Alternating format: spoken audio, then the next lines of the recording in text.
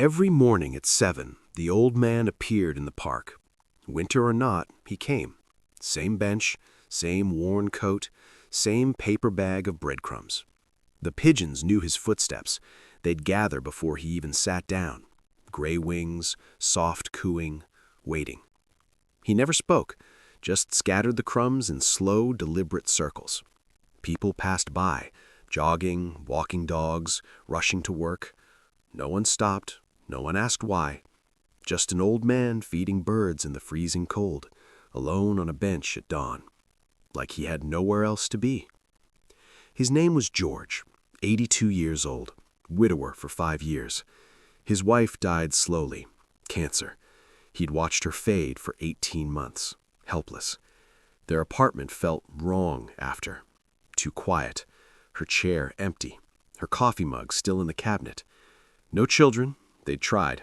It never happened. So it was always just the two of them. Until it was just him. He'd been a teacher once, history. Retired at 65. Had plans, travel, hobbies, time together. Then she got sick. Now the days stretched endlessly. He'd wake at 5, no reason, just habit. Make coffee he didn't want. Sit in silence. His friends were gone, dead or moved to be near family. The phone never rang anymore. He'd stopped reading, stopped watching television. Everything reminded him of her commentary, her laugh, her presence.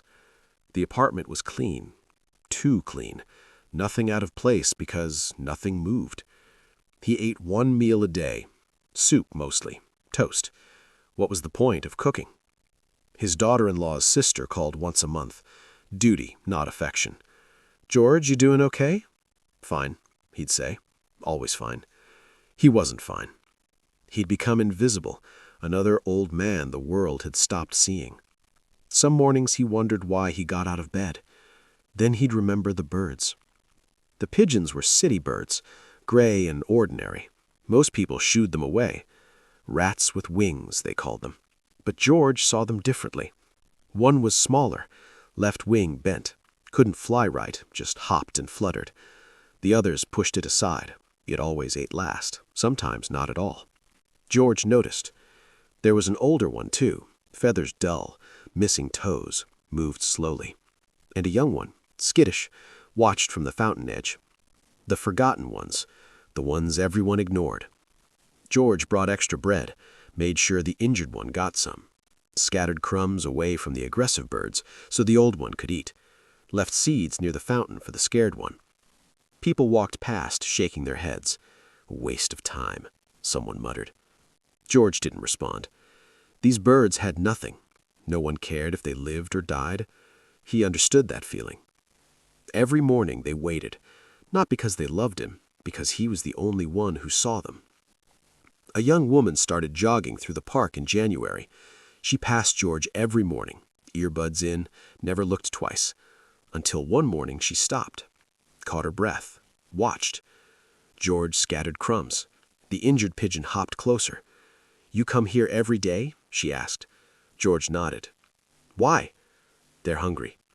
She watched the old pigeon eat, the scared one creeping closer. "No one else feeds them? No one else sees them?" Something in his voice made her pause. She nodded, continued her run. Next morning she stopped again, watched in silence. George kept feeding. She didn't ask questions, but she came back. Day after day. Neither spoke much, but something passed between them. Two people who understood invisibility. The third week the woman brought bread. "Can I?" she asked. George nodded. She scattered crumbs, watched the injured pigeon hop over. "That one's my favorite," she said. "Mine too." Her name was Sarah, 34, recent divorce, new to the city. She didn't offer details. George didn't ask.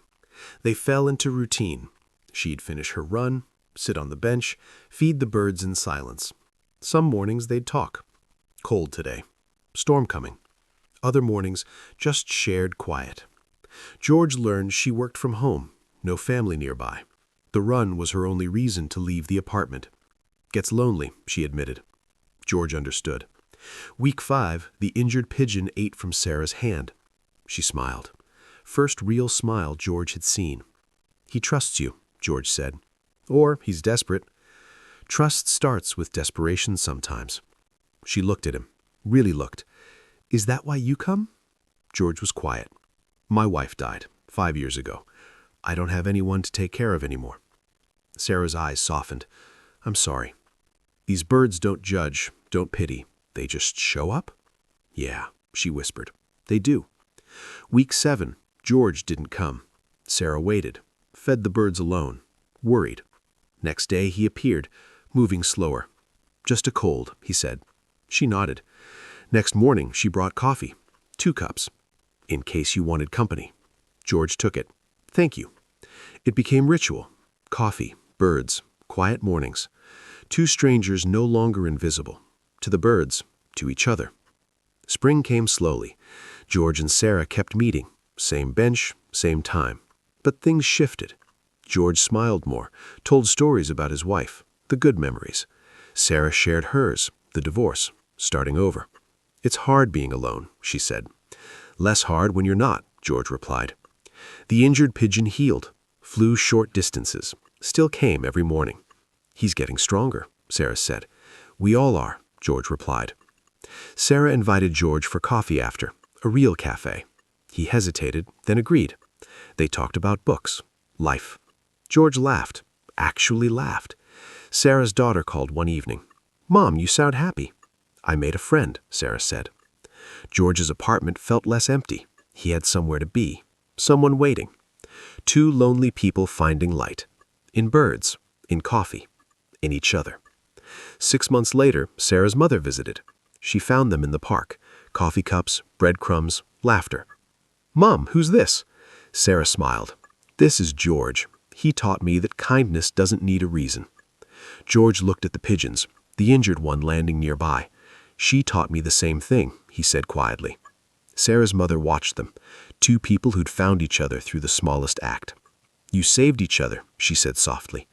George shook his head. "The birds did that. We just showed up." The pigeons still gather at 7. George still comes, Sarah too. 2 souls who learned that sometimes the smallest acts of showing up can save a life, even your own.